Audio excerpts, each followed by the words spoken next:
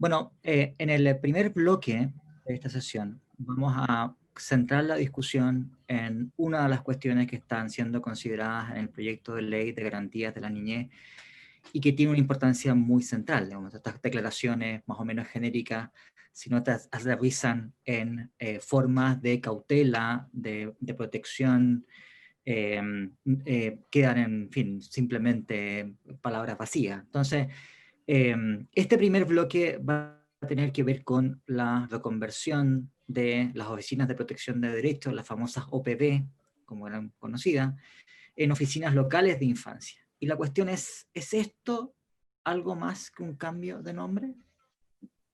Tenemos dos distinguidísimas invitadas para conversar sobre estos temas. En primer lugar, tenemos el honor de presentar a la señora subsecretaria de la Niñez del Ministerio de Desarrollo Social, Carol Baum Sepúlveda. Ya se ha hecho la presentación general, pero repito aquí las cosas centrales. Ella es abogada de la Pontificia Universidad Católica de Chile, es máster en Políticas Públicas de la Universidad del Desarrollo y en Derecho de la Universidad de Georgetown. Y por supuesto, bueno, tiene esta responsabilidad central para estas cuestiones de ser la subsecretaria de la Niñez. Y en segundo lugar, vamos a tener la presentación de la profesora Carolina Muñoz Guzmán, que es la directora de la Escuela de Trabajo Social de la Facultad de Ciencias Sociales de la Pontificia Universidad Católica de Chile.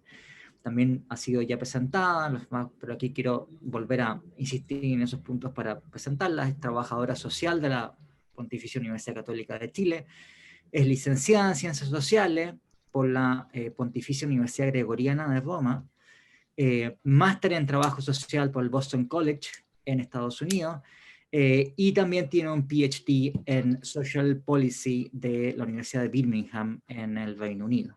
Y entonces, el procedimiento que vamos a seguir ahora es que, primero que nada, tendremos la presentación de la señora subsecretaria Carol Baum, de unos 20 minutos.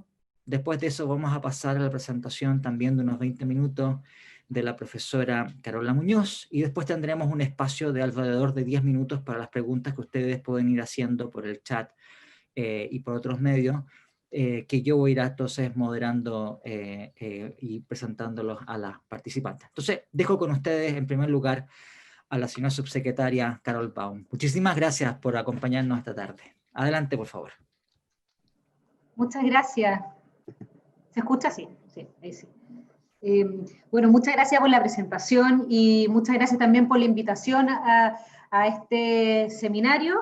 Y tenemos una presentación en que les queremos contar de las oficinas locales de niñez. Y quiero partir mientras se proyecta la presentación. Ustedes me dicen si es que se ve o no. Pero, la pregunta es si las oficinas locales de niñez son más que un cambio de nombre.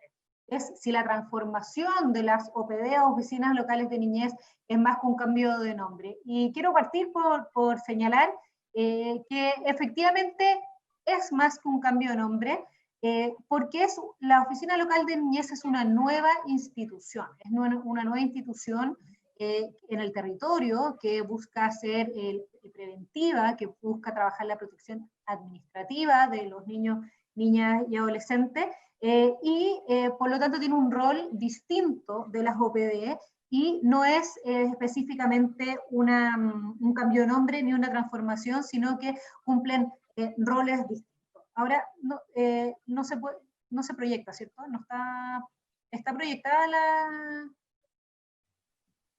la presentación? No se ve.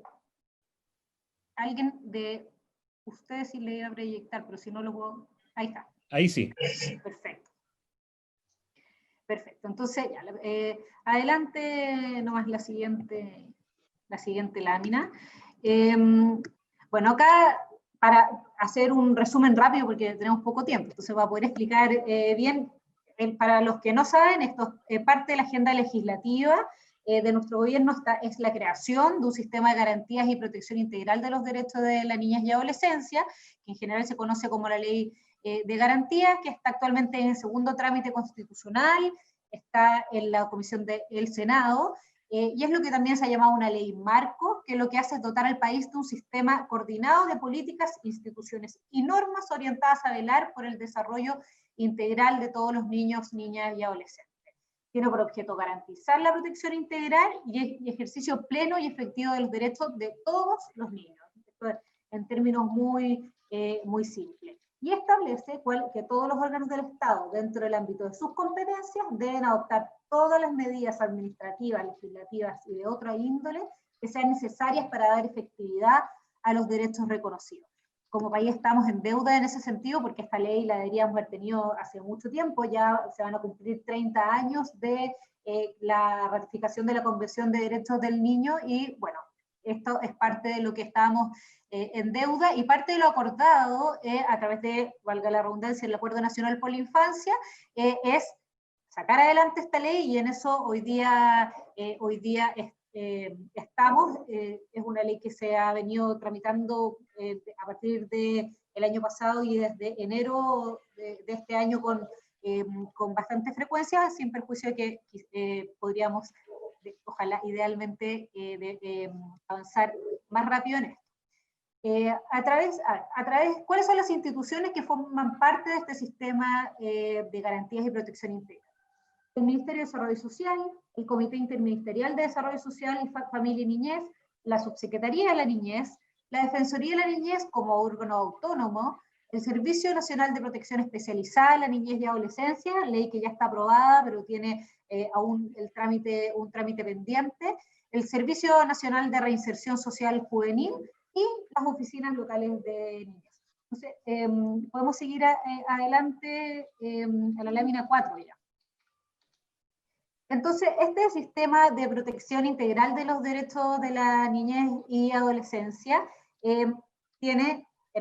considera prestaciones y servicios en 3 áreas complementarias que se relacionan con los ejes planteados en el Acuerdo Nacional por la Infancia, que es la protección universal, que en la lámina está en verde, la protección de niños y niñas y adolescentes en situaciones de riesgo, y la protección y restitución de derechos. Y esto constituye lo que nosotros hemos denominado esta nueva institucionalidad para la niñez.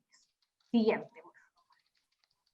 Entonces aquí tenemos, transversalmente tenemos, en la línea azul de arriba dice la nueva institucionalidad de la niñez, que específicamente dentro de lo que corresponde al Ministerio de Desarrollo Social y Familia y a la Subsecretaría de la Niñez, tiene las oficinas locales de niñez y el Servicio de Protección Especializada a la Niñez y Adolescencia. En las oficinas locales de niñez, o las OLN que le hemos denominado también, tenemos promoción, prevención y protección, en el sentido de promoción, fortalecimiento como co-garantes, y también buscamos incentivar la participación de los niños, niñas y adolescentes. Dos ejes en promoción. Después, en prevención, lo que buscamos es detectar de manera oportuna factores de riesgo de vulneración a través de la plataforma del Sistema de Alerta Niñez, que busca dar respuesta a aquellas alertas a través de la gestión de casos y de terapia familiar, y protección, que nos permite derivar a los niños, niñas y adolescentes y sus familias a la oferta disponible, coordinar y articular la oferta intersectorial, levantar las necesidades de los territorios y hacer el seguimiento y monitoreo de los niños, niñas y adolescentes. Y por otra parte, la otra parte de la institucionalidad, que es el Servicio de Protección Especializada, como dice su nombre, a cargo de la protección especializada, que tiene como funciones principales el diagnóstico, restitución de derechos, cuidado alternativo como última medida, fortalecimiento y revinculación familiar, y también la adopción. Esto en términos muy, muy generales, por cierto. Vamos por favor a la siguiente. ¿Y por qué queremos instalar oficinas locales de niñez? ¿O por qué se busca, a través de la construcción que hemos hecho mediante múltiples reuniones, seminarios con expertos, para poder hacer algo que realmente sirva como como con estos roles que hemos visto de promoción, prevención y protección? Buscamos fortalecer instituciones, la normativa, las políticas y estrategias para la protección integral de la niñez y adolescencia, y también se busca fortalecer la oferta existente para entregar esta protección integral. Sí, la siguiente, por favor. Y aquí hemos dicho que la Oficina Local de Niñez tiene un objetivo que es promover el goce de derechos de los niños, niñas y adolescentes y prevenir situaciones de vulneración con el fin de lograr el despliegue de sus potencialidades y su desarrollo integral. Por lo tanto, por una parte, favorecer el ejercicio de derechos de los niños mediante el fortalecimiento del rol de cogarante de las familias, las instituciones, la comunidad y los actores locales que trabajan en niñez y adolescencia, relevando la participación sustantiva de niños, niñas y adolescentes.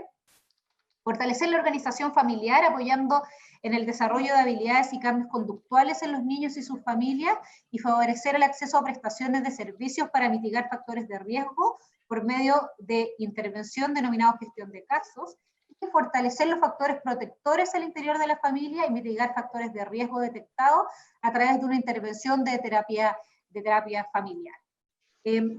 La siguiente. ¿Quiénes son los sujetos de atención de la Oficina Locales de Niñez? Bueno, en primer lugar, obviamente, primordialmente niños, niñas y adolescentes desde la gestación hasta los 18 años y sus familias. Y por otra parte está la gestión comunitaria, en que se trabaja también con la comunidad, instituciones, actores locales que trabajan en niñez, gestión de casos, que son los niños desde 0 hasta 18 y sus familias que presenten factores de riesgo y cumplan con criterios de inclusión, y la terapia familiar para niños de 0 hasta que cumplan los 18 años y sus familias que han sido identificados en la etapa de diagnóstico y en la gestión de casos. Y aquí lo que hemos hecho, el equipo de la Subsecretaría de la Niñez, lo que ha hecho es establecer ciertos enfoques teóricos, la siguiente. En que todo el trabajo realizado por esta oficina se enmarca en 9 enfoques teóricos, los cuales van a ser las bases que orientan las acciones para realizar las distintas líneas de acción. Y esto se enmarca en la Convención de Derechos del Niño, en los lineamientos de la Política Nacional de Niñez y Adolescencia y su plan de acción. Entonces, aquí vemos los 9 y vamos a ir viendo los de a uno. Enfoque de derecho es el marco que orienta a la Oficina Local de Niñez, se aplica de manera central y transversal a todos los objetivos e intervenciones en sus distintas líneas de acción. En 1990, ya esto lo dije anteriormente, el Estado ratifica la Convención de Derechos del Niño y reconoce al niño como sujeto de derechos y actores sociales. Por lo tanto, tenemos aquí 4 principios: el de igualdad y no discriminación, interés superior del niño, derecho a la vida, supervivencia y desarrollo, y participación. En segundo término, un enfoque de curso de vida, que las personas presentan características y necesidades diferentes en cada etapa del desarrollo de acuerdo a su ciclo vital. Y la Oficina Local de Niñez, a través de sus líneas de acción, pone foco en los niños, niñas y adolescentes, entendiendo que cada etapa es primordial para el desarrollo del sujeto a corto, mediano y largo plazo, y por lo tanto debe ser prioritario para las políticas públicas. En tercer lugar, un enfoque ecológico sistémico, en que significa que el proceso de desarrollo del ser humano se enmarca en un conjunto de sistemas interrelacionados, dados por los distintos escenarios de interacción con el ambiente a diferentes niveles. Y el desarrollo humano supone la progresiva acomodación mutua entre un ser humano que está en proceso de desarrollo por un lado, y por el otro las propiedades cambiantes de los entornos inmediatos en los que esa persona en desarrollo vive. En cuarto término, el enfoque de fortaleza. Este enfoque lo que busca es un trabajo orientado al empoderamiento de las personas y al fortalecimiento de sus factores protectores a través de las políticas públicas para el logro de un desarrollo adecuado y una participación plena en la sociedad. La Oficina Local de Niñez tiene que identificar las fortalezas inherentes a las comunidades y a las familias, al igual que los factores protectores, con el objetivo de potenciarlos a través del trabajo conjunto. Por otra parte, el enfoque comunitario. La relación de las comunidades se configura a partir de un acercamiento estratégico y respetuoso de las lógicas relacionales de la comunidad, considerándola como un sistema autónomo que toma decisiones respecto a los proyectos que busca ejecutar. El trabajo de la Oficina Local de Niñez implica generar intervenciones desde el enfoque comunitario con foco en los niños, donde ellos son actores sociales, relevando su voz en los espacios de toma de decisión, su participación sustantiva en la vida familiar y comunitaria. En sexto lugar, el enfoque territorial, que se centra en la compleja red de vínculos e interacciones entre los factores ambientales, económicos, sociales, culturales, que determinan un territorio y orientan su desarrollo.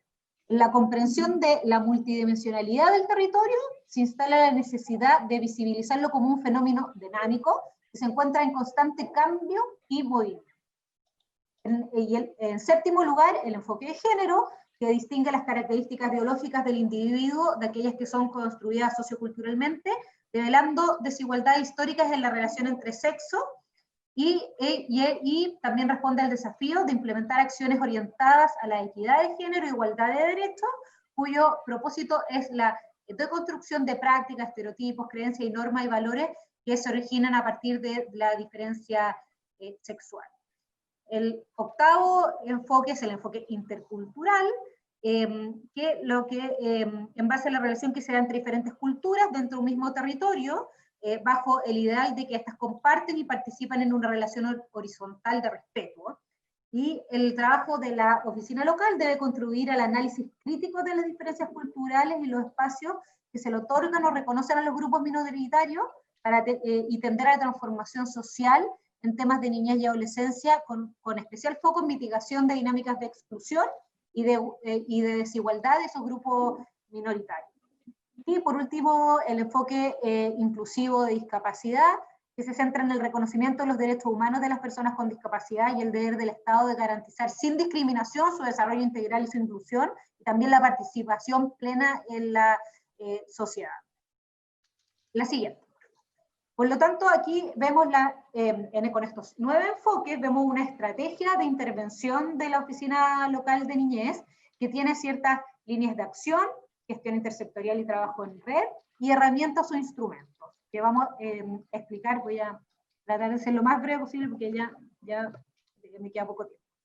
En primer lugar, la estrategia de intervención de la Oficina Local de Niñez tiene en las líneas de acción tenemos gestión comunitaria, que busca fortalecer el rol de cogarantes de las familias, de las comunidades, de las instituciones y los actores locales que se relacionan con los niños, incentivando la participación sustantiva de los niños.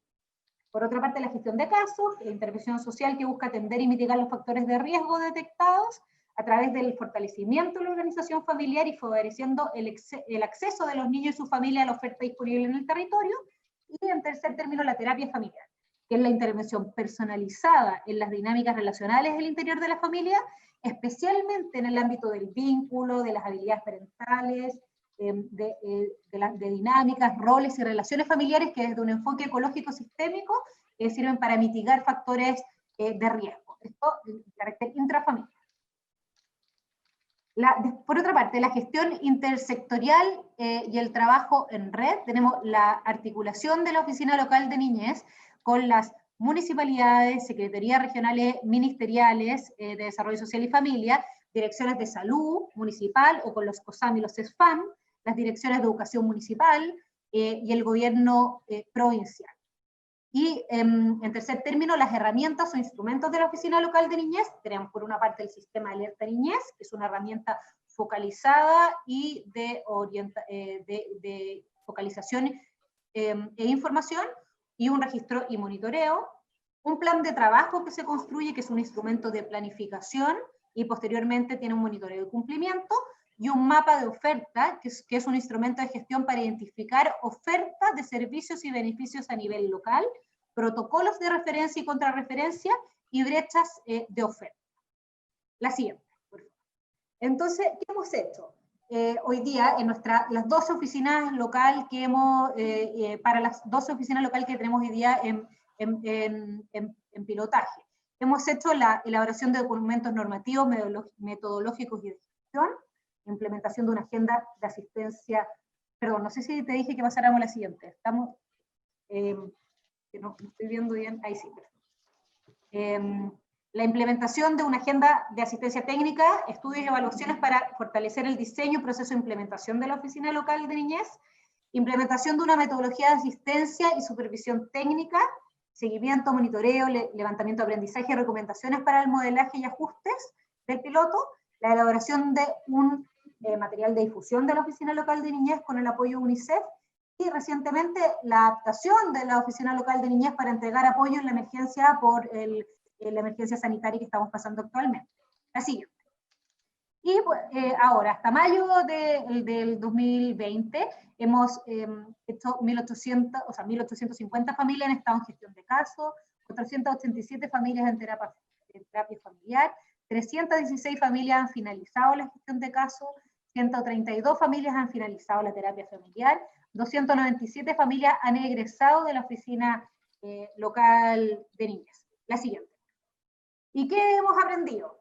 Hemos aprendido en general que es necesario fortalecer los equipos de la oficina local de niñez, aumentando la asistencia técnica y el monitoreo, y se requiere reforzar la explicación del diseño de la oficina local de niñez desde sus antecedentes normativos y estratégicos, y también objetivos y medición de resultados. Desde la red comunal necesitamos fortalecer el rol de sectorialistas para dar respuesta a sus alertas y derivaciones. Respecto del sistema alerta niñez, hemos aprendido que requerimos una plataforma amigable para el usuario, con un diseño flexible que se adapte a las necesidades. También hemos aprendido que existe bajo registro y lo que no se registra finalmente no existe, y que se requiere disminuir desfases de las cargas de base de datos y mejorar la calidad de las bases de datos. Hemos visto en algunas oficinas locales uno pregunta qué es lo que más cuesta, y finalmente es encontrar a la familia. Teniendo todos los datos, encontrar a la familia se hace complejo. O sea, desde eso tan básico. Por otra parte, en la gestión de casos, hemos aprendido que se requiere reforzar la elaboración del diagnóstico integral y la correcta aplicación de la NSFPA, que es necesario reforzar la elaboración del PAF, y también se debe asegurar la coherencia entre las alertas, el diagnóstico, el PAF y el PT. Entonces se debe implementar, por otra parte, la derivación asistida y la oferta intersectorial, la oferta de servicio y la importancia del mapa de oferta. Y en terapia familiar tenemos que contribuye la selección e invitación de familias en forma conjunta. Hemos aprendido que se valora la flexibilidad de equipo de terapeutas, que funciona y se requiere la adaptación de materiales para la participación de niños, niñas y adolescentes, y que funciona y se requiere la adaptación de talleres multifamiliares. La siguiente. ¿Y qué es lo que queremos lograr y cómo lo vamos a medir? Bueno, el propósito es que el porcentaje lo más alto posible de familias reducen su riesgo, y que los que egresen y que un porcentaje de niños que egresan del programa y que han sufrido una vulneración de derechos. O sea, cuántas familias reducen el riesgo y cuántos egresan de los que han sufrido vulneración de derechos. Después de los componentes, ¿cómo vamos a medirlo? El porcentaje de familias que cumplen el PAF acordado, el porcentaje de familias que cumplen el PTF acordado, y el grupo de, el plan de, y el grupo de acción, y el porcentaje del grupo de acción que cumple el PEC acordado. Entonces, y por último, la gestión y monitoreo, tenemos que ir viendo las coberturas, el estado de avance de las actividades y acciones según los plazos, la cantidad de alertas territoriales, el estado de las derivaciones y el análisis de coherencia. Eso en general, en términos de qué es lo que queremos lograr y cómo lo vamos a medir. Sabemos que nos queda un importante desafío por delante, que no solo tiene que ver con no solo tiene que ver con la instalación y monitoreo de las oficinas locales actualmente, de lo que actualmente hemos estado gestionando, porque hemos tenido distintas realidades en las 12 oficinas locales de niñez que tenemos a lo largo del país, distintas, donde nos ha salido más fácil, más difícil trabajar. Hemos tenido distintas evaluaciones, ya tenemos distintas realidades respecto a cómo ha funcionado esto, y por lo tanto entendemos que una vez aprobada la ley de garantías, cuando empiece el cambio hacia a implementar oficinas locales de niñez a lo largo de todo Chile, sabemos que esto va a tener mayor dificultad aún, porque si ustedes entendieron lo que hemos tratado de transmitir hasta ahora, van a ver que claramente es una oficina distinta de la OPD, sin perjuicio de que en aquellos lugares donde hay OPD, probablemente por existir una institucionalidad nos va a ser más fácil transformar lo que ya existe en esta nueva oficina tiene objetivos distintos, no cumple el mismo rol, por lo tanto tenemos un gran desafío por delante. Nosotros desde el diseño mismo de las oficinas, antes de empezar a implementarla, dijimos que esto en el papel, en el diseño de la política pública se veía mucho más sencillo de lo que efectivamente era en el territorio, y nos hemos ido encontrando con desafíos que son complejos, se han ido resolviendo, pero todavía tenemos por delante el desafío mayor, que es llegar a todo el territorio, o por lo menos que exista la posibilidad a toda la familia y niños que tienen eventualmente algún riesgo, al menos poder acceder a ellos, poder visibilizarlos, atender las alertas y trabajar con la familia. Así que muchas gracias por escuchar, y quedo atenta a las preguntas después de la exposición. Sí. Muchas gracias. Muchísimas gracias, señora subsecretaria. Ahora tendremos la presentación de la profesora Carolina Muñoz, la directora de la Escuela de Trabajo Social de la Universidad Católica. Carola, adelante, por favor. Pero bueno, para ir avanzando, solo comentar que la presentación que acaba de hacer la subsecretaria es muy esperanzadora, no solo por la activación de pilotos, sino también por la base teórica que lo sustenta. Los enfoques que ella ha señalado son una contribución sustantiva a mirar la infancia desde todas las visiones que requiere ser mirada, ¿no?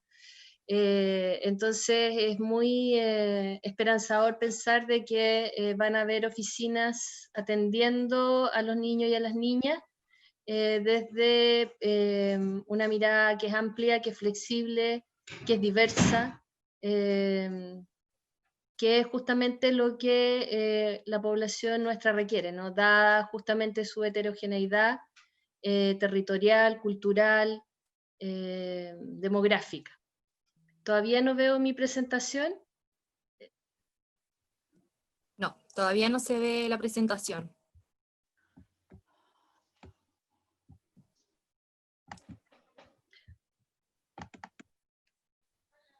Bueno, el foco que yo voy a tener en esta presentación es quizás anterior a la presentación que acaba de hacer la subsecretaria, porque me parece que es bien relevante poder contar con unos pisos mínimos, algunos de los cuales ella ya ha indicado.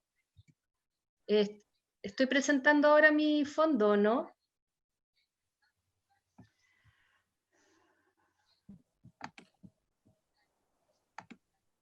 No está la presentación A mí no todavía, se ¿no? me ve, no. No. Ahí sí. Pero ahí parece No, que sí. Ya, Sí, ahí sí. gracias. Ahí Gracias. Entonces, lo que yo, el foco que quiero tener es justamente anterior a un sistema de protección local y la necesidad de contar con un sistema de protección administrativo, ¿no? Y por lo tanto, adelante, por favor, porque no puedo adelantarla yo. Quizás partir con la idea de, ¿no es cierto?, como piso mínimo la ley de garantía, que permita efectivamente el funcionamiento de un sistema integrado de garantía y protección de derechos de la niñez y la adolescencia, que es justamente lo que ha estado en discusión el último tiempo, con avances y retrocesos, con núcleos duros de discusión, como lo señalaba el decano al comienzo, ¿no es cierto? Y que, por lo tanto, la siguiente, por favor, este piso mínimo, no me voy a detener en eso, pero indudablemente vamos a necesitar esta slide que tenía yo, que es una ley de garantía de la niñez. Exactamente, la ley de garantía de la niñez como foco. En segundo lugar, y ahora sí pasamos a la siguiente, necesitamos una condición central, y que es la distribución de competencias de protección especializada, ¿no? ¿A qué se refiere esto? Una de las críticas que hemos tenido, y quizá una de las debilidades permanentes en el tiempo del sistema de protección que tenemos hoy día, y que está, sabemos, ¿no es cierto?, muy focalizado en la protección especializada, es justamente la judicialización de esta protección. Y por lo tanto, eso tiene algunas potencialidades, pero tiene también muchas limitaciones, no solo en términos de que es un sistema coercitivo, obligatorio, y cuando uno no suma la voluntad de la gente en la mejora de su vida, es muy difícil avanzar en mejoras reales, ¿no? Entonces, es necesario, de alguna manera, desjudicializar este sistema, y eso supone un traspaso de competencias administrativas a otros actores. Por eso es que para pensar de verdad en un cambio importante, distinto a las oficinas de protección de la infancia, que es un poco la oficina de protección local de la infancia, que es un poco el título de esto, es lo mismo que la OPD, la oficina local de la niñez.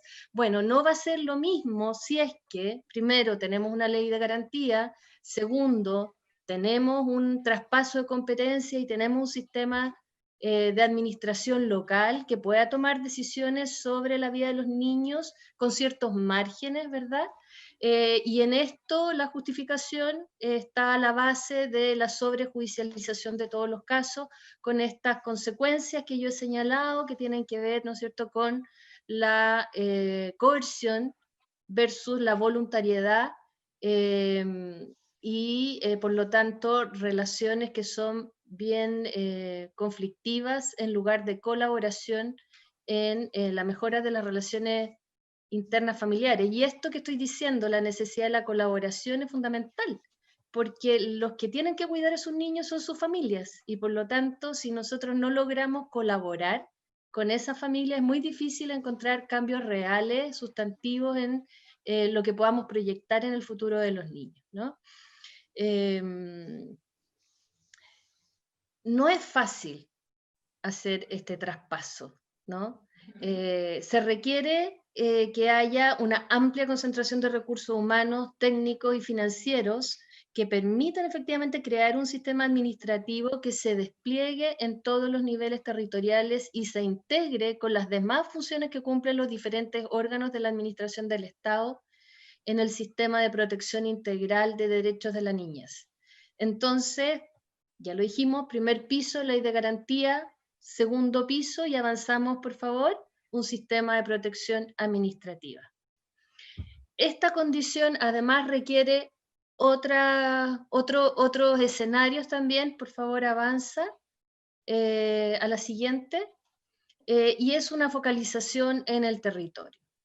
Y cuando uno dice focalicemos en el territorio, aquí me gustaría detenerme, invitarlos a pensar qué es lo que entendemos por el territorio. Porque yo, que vengo del trabajo social y que soy grande, por no decir vieja, arrastro una historia un poco melancólica respecto de lo que ha sido la comunidad y lo que ha sido el territorio a través del tiempo. Y entonces me gustaría acá poner el énfasis en pensar cuál es el territorio hoy día, cuál es la comuna que habitamos, ¿no? Y volver un poquito a estas definiciones desde la mirada más antropológica, que había pensado que el territorio es el ambiente de vida, de acción y pensamiento de una comunidad, donde se construye identidad. También tenemos una mirada más sociológica, donde dice que el territorio representa la trama de relaciones con raíces históricas, configuraciones políticas e identidades que ejercen un papel todavía poco conocido en el desarrollo económico. Posteriormente también tenemos una diferenciación, y quizá esto desde la perspectiva, cuando uno piensa más en política pública, dice, ¿no es cierto?, de el territorio se ha definido como un proceso top-down, donde los intereses en la mayoría de las veces son establecidos desde el nivel central, y en ese sentido el territorio se ha llamado como el territorio dado, ¿no? Es lo que se construye desde otro lugar que no es el lugar donde existe el territorio. Y por otro lado también tenemos otra mirada sobre el territorio, ¿no?, que es aquel donde se encuentran los actores sociales en un espacio geográfico dado que busca identificar y resolver un problema común. ¿Avancemos? Entonces digo, bueno, menos poesía de lo que soñábamos que era el territorio, y empezar a mirar el sentido de tradición cultural, que no se estanca en el tiempo, pero tampoco es una herencia genética. No es que nosotros encontremos hoy día de manera muy clara las raíces históricas y la cultura tradicional en las comunas, porque hoy día las comunas están cruzadas por la globalización, están cruzadas por las migraciones, están cruzadas por la diversidad, la heterogeneidad, los medios de comunicación, y por lo tanto eso también tiene que ser reconocido cuando uno dice esta es la comuna donde voy a construir una protección local para la infancia, ¿no? Entonces el pensamiento sobre el territorio e identidad cultural no está marcado por la idea de volver los ojos al pasado, sino que se configura en un proceso permanente de transformaciones proporcionado por las relaciones sociales que se cruzan, ¿no? En el nivel local y en el nivel global, o lo que se ha llamado global, perdón, pero es cuando uno cruza lo local con lo global. Y lo que significa que hay relaciones de poder por el acceso y el uso del patrimonio natural local. Adelante, por favor. Entonces el territorio es lo que es. It is what it is. No podemos esperar más, pero para ser realista, el territorio es el resultado de los procesos de construcción social, donde está la identidad cultural, que surge desde un multiculturalismo. Y en este sentido, esta autora fortalece la idea de la interacción entre el saber local y la acción global, promoviendo interpretaciones locales que difieren de acuerdo con las propias culturas, lo que favorece la pluralidad. Y aquí entonces la solidaridad que se atribuye es a la solidaridad que surge en redes, que apelan en principio a la responsabilidad individual y también a la responsabilidad colectiva con lo social y el bien común, que produce implicaciones prácticas que son la búsqueda de la cooperación y la complementariedad de la acción colectiva y por lo tanto para el trabajo conjunto. Lo que quiero decir es que hoy día lo que podemos encontrar en la comunidad, lo que podemos encontrar en el espacio territorial, es una herencia histórica, pero que se cruza con una proyección de futuro, y esa proyección de futuro se mezcla cada día con lo que viene desde la mirada global, con lo que viene desde lo externo, con las aspiraciones que tienen las personas que son distintas, y sin pensar, yo siempre traigo a colación el recuerdo que tengo de mi primera intervención de desarrollo local en La Pintana, donde construíamos una plaza con mis colegas, digamos, y construíamos también el tema habitacional. Y teníamos dos grupos, y el grupo más exitoso era el grupo que construía el tema habitacional. Y el libro que escribimos después era, si acaso la solidaridad empezaba por casa. Y es así. Primero se moviliza un interés individual y eso puede movilizar a un interés colectivo. Y es por eso es que yo digo, no traigamos la poesía, sino la realidad de lo que es el territorio que se cruza por todas estas variantes, ¿no? Y por lo tanto, si bien la primera condición y el piso mínimo era la ley de garantía, el segundo era un sistema de administración, local, y el tercero, pásalo por favor, la siguiente slide, es la comuna. ¿Cómo conocemos la comuna? ¿Cuáles son esas vertientes que construyen una identidad colectiva cruzada por intereses individuales? Avanza, por favor, Adela. Con estos tres pisos mínimos nosotros volveríamos a mirar entonces el acuerdo por la infancia, que no voy a repetir todo lo que presentó la subsecretaria, pero solo poner el foco en que estas oficinas locales entonces debieran ser una instancia territorial de protección administrativa con competencias en cada comuna del país, con financiamiento y estructura acorde a las características y a la población a atender. Aquí hay una cosa que la subsecretaria mencionaba, ¿no? De este hallazgo de las diferencias en cada comuna, de la heterogeneidad y lo difícil que es tener planes que les sirven a todos, ¿no es cierto? Acá hay cosas que van a servir para Arica y que no van a tener nada que ver con la comuna en Coyhaique, por ejemplo. Entonces está el desafío de poder definir algunos estándares que se requieren para tener este mínimo orientador, ¿no es cierto?, pero con la flexibilidad suficiente de atender la heterogeneidad que cada comuna tiene. Por esto es que la organización interna de la oficina local debe ser flexible, debe ser multidisciplinaria, con una clara definición de funciones y protocolos para así articularse con la oferta pública intersectorial vigente a nivel local, en todos los ámbitos que conocemos, educación, salud, desarrollo social, teniendo las capacidades de derivación dentro de la oferta local y contando, por supuesto, con un sistema de alerta temprana, que es lo que ya se ha señalado. Avanzando, por favor.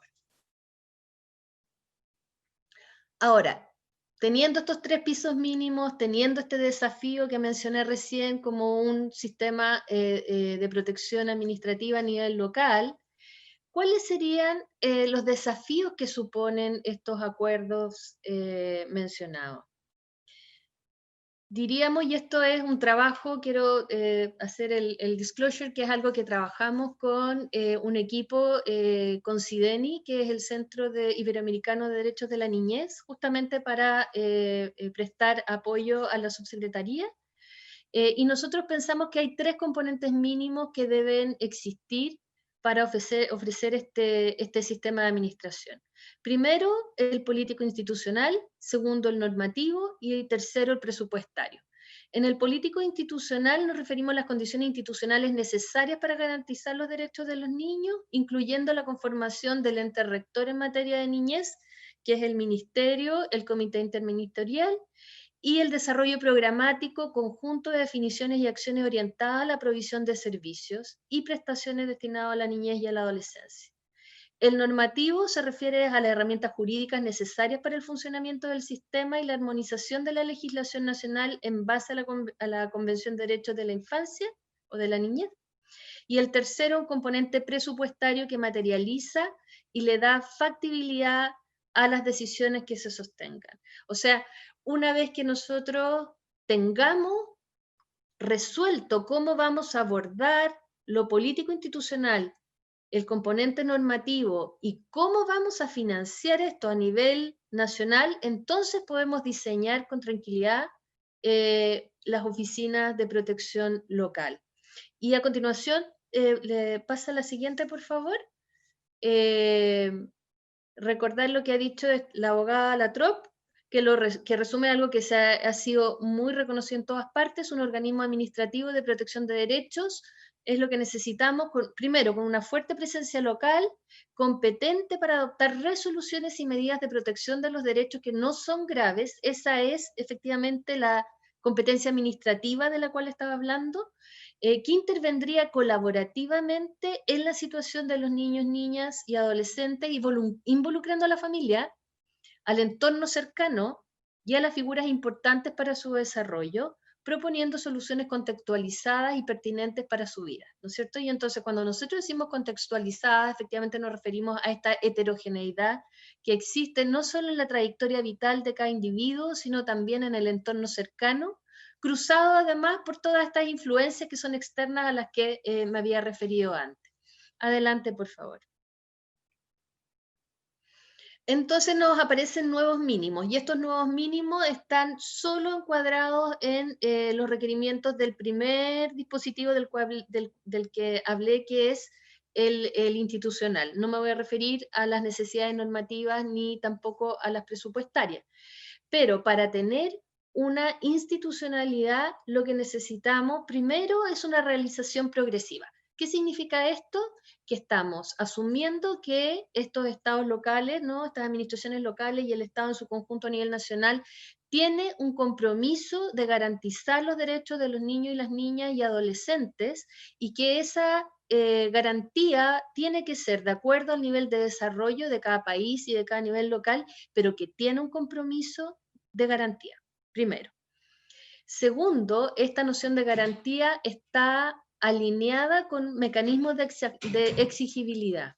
¿Qué significa eso? Que nosotros no sacamos nada con decir que nosotros vamos a garantizar los derechos de los niños si es que el que tiene que recibir esa garantía no tiene un mecanismo para exigir que se haga efectivo. Y tenemos que diseñar esos mecanismos de exigibilidad para que las personas sepan dónde acudir si es que esa garantía no fue cubierta. Lo que estoy diciendo es que alguna de esas instancias existen. O sea, si yo no fui aceptada en un colegio o no le encontré un cupo a mi hijo en una escuela, tengo que saber dónde ir para exigir el derecho a la educación que ese niño o esa niña tiene. Ese es el ejemplo más claro, ¿no? Segundo, establecimiento de órganos de coordinación y de supervisión.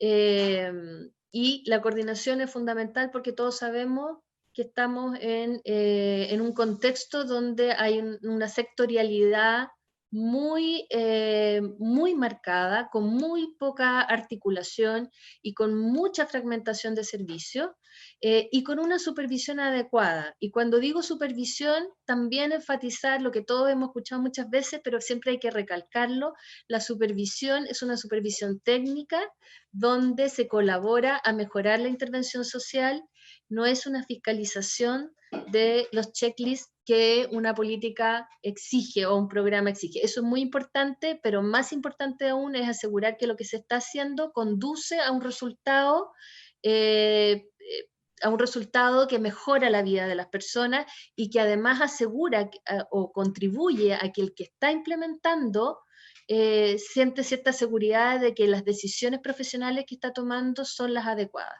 Eso hace una supervisión, acompaña en la toma de decisiones para mejores intervenciones. Cuarto, hablamos del sistema de información, lo propuso, lo dijo la subsecretaria, quiero insistir, nosotros tenemos sistemas de información que son fragmentados, que no conversan y que no se usan.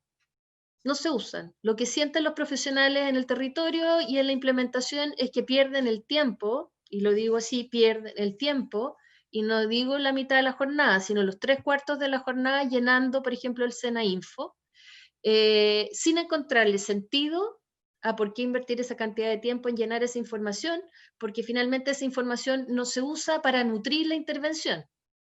Esto se llama práctica reflexiva. Cuando yo voy, veo lo que hago, reflexiono sobre lo que hago y vuelvo a hacerlo mejor.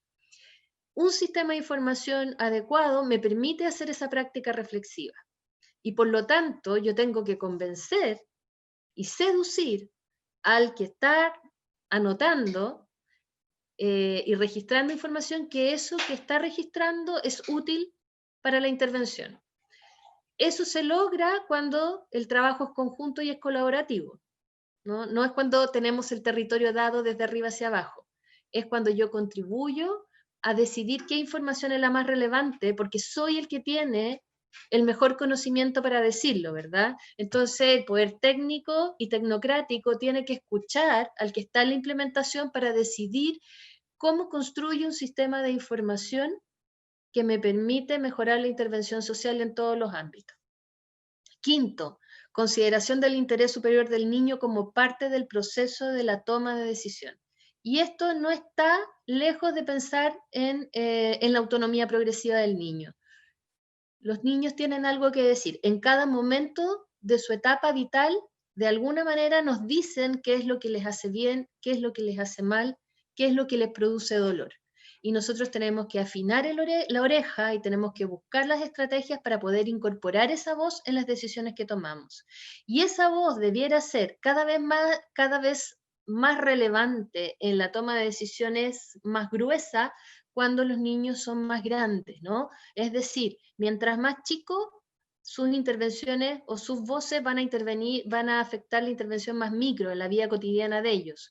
Pero cuando las personas van creciendo también pueden ir incidiendo en las decisiones de política local, por ejemplo, ¿no?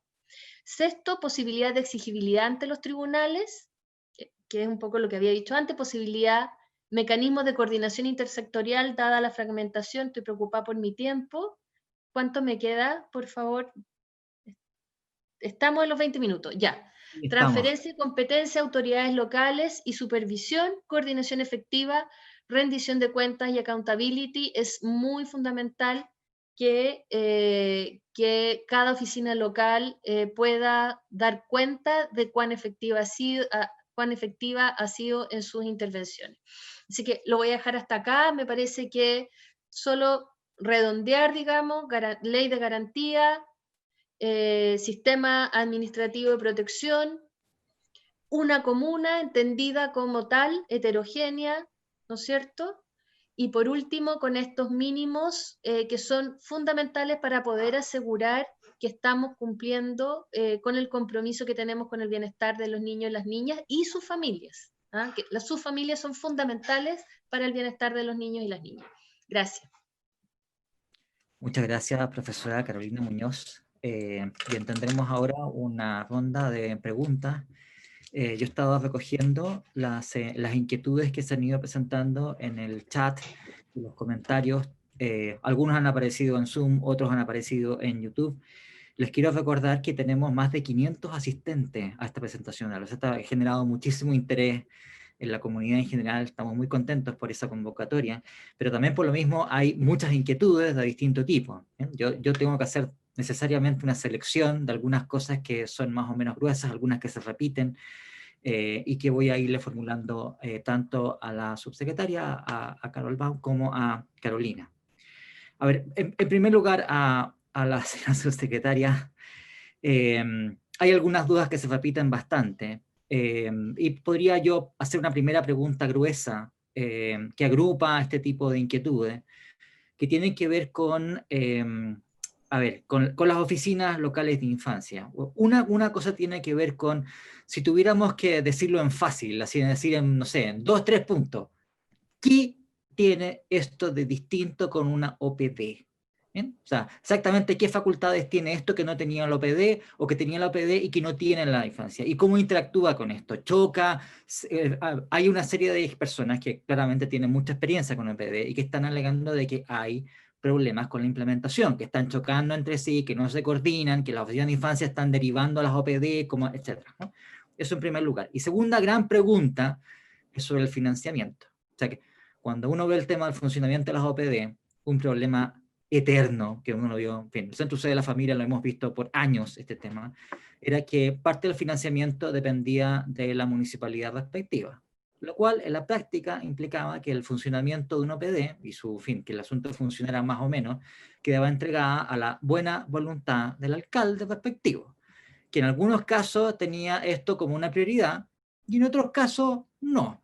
Ahora, también en general los niños no votan, así que muchas veces no es prioridad, ¿de acuerdo? Porque electoralmente no les vendían más otras cosas. Entonces, ese tema, ¿no? ¿Cómo se financia esto? ¿Nuevamente queda entregado a la buena voluntad o a la prioridad que le entregue el alcalde de turno o no? ¿O cómo se ha resuelto esto? Bien. Dos muy buenas preguntas y complejas. En primer lugar, con respecto del el financiamiento, súper importante. Hoy día, las dos oficinas locales de niñez que son pilotos están financiadas a través de una transferencia al municipio desde la Subsecretaría de la Niñez a través de un convenio. Es decir, van a ser financiadas las oficinas locales de niñez, y así se establece también en el proyecto de ley de garantía, desde la Subsecretaría de la Niñez. Es la bajada territorial a través de la Subsecretaría de la Niñez. Por lo tanto, no es el alcalde el que tiene que decidir si es que quiere o no, o si va a financiar o no. En algunos municipios efectivamente ha habido mayor voluntad del alcalde y han ellos querido aportar de alguna forma, y eso obviamente no se puede excluir, está bien, y efectivamente igual depende de la voluntad del alcalde en cierta medida. Mientras más colaboración hay por parte de los municipios, del alcalde o alguien de su confianza que tiene algún rango de la toma de decisiones, digamos, nos facilita de todas maneras el tema. Sin embargo, ¿qué es lo que estamos haciendo para que esto no sea voluntario? Como lo que tú decías, que los niños no votan, estamos dejando a propuesta del Ejecutivo una norma en la ley de garantía o la ley de protección que modifica la ley orgánica de municipalidades y le establece como una obligación al municipio, al alcalde, la protección y más bien la prevención y la promoción de los derechos de los niños. Y eso creemos que, si bien sabemos que no por estar establecido en la ley todos los alcaldes van a correr a hacerlo, sí, por lo menos vamos a tener una herramienta para poder exigirle a los alcaldes, ya que la ley les establece esta funcionalidad. Eso por una parte. Con respecto a las diferencias de las OPD. Las OPD, como ustedes saben, y muchos de los que lo están escuchando también lo saben, porque trabajan o participan de ellas o las han visto funcionar, las han estudiado, si bien nacieron con en un enfoque muy parecido quizás a lo que hoy día serán las oficinas locales de niñez, en el sentido de que querían enfocarse más bien en lo promocional y en lo preventivo y en la participación, hoy día las OPD han derivado por falta básicamente de oferta en la parte proteccional a muchas veces hacerse cargo de eso y también muchas veces también hacerse cargo de la defensa jurídica o de niños, niñas y adolescentes, ¿cierto? Entonces han derivado en distintas formas y entendemos esa descoordinación que pudiese haber en algunos casos o que dice que la oficina local deriva a la OPD. Es lo que estamos planificando. En el nuevo servicio de protección, no debiesen haber OPDs a las que se derive casos de protección, sino que esos debiesen estar derivados a la oferta pertinente que para lo que hace la OPD debiese ser lo que se llama hoy día un multimodal territorial. Para eso necesitamos tener el funcionamiento multimodal y las redes comunitarias. Por lo tanto, la transformación las funciones de las OPD se van a seguir realizando en materia de protección, pero desde el servicio de protección. Y la Oficina Local de Niñez lo que hace es tomar la parte preventiva, promocional y de participación fundamentalmente. Y el desafío efectivamente es que no mute y que no se dedique la Oficina Local de Niñez a la protección, sino que derive al órgano de diagnóstico que deriva a su vez a partir del diagnóstico se deriva a su vez al que genera la oferta en el territorio en materia proteccional, es decir, el servicio de protección. En términos súper simples, si hoy día las OPD estuvieran en alguna parte, en la nueva institucionalidad, las OPD son de protección, por lo tanto lo que deben ser, o de protección especializada, lo que deben hacer es protección y la Oficina Local de Niñez prevención, promoción, participación. Alerta niñez, tomar las alertas y en caso de encontrar una vulneración grave, derivar al servicio de protección, al órgano de administración. Por lo tanto, en el esquema final no debiese existir la OPD, sino un multimodal territorial, y en el territorio lo preventivo es la Oficina Local de Niñez. No sé, creo que me explico. Más fácil dibujarlo, pero por ahí va. Había otras preguntas más, pero para la profesora Carolina Muñoz. Uno de los temas que tú destacaste, Carolina, es la importancia del territorio y de la atención a la cultura local y de pensar en las formas de intervención en esa cultura local.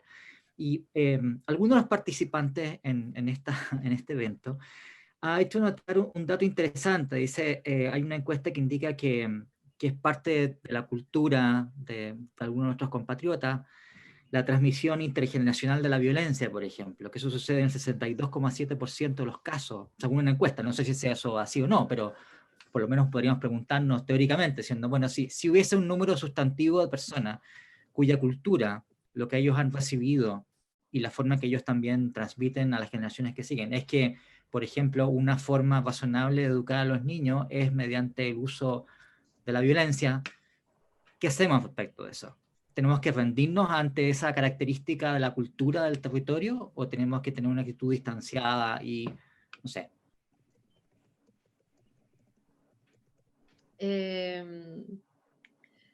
A ver, yo creo que hay patrones que se transmiten de manera transgeneracional, que pueden ser quebrados a través de intervenciones donde uno le da necesariamente voz a las personas que ejercen, por ejemplo, como lo planteaban ahí, la violencia, ¿no?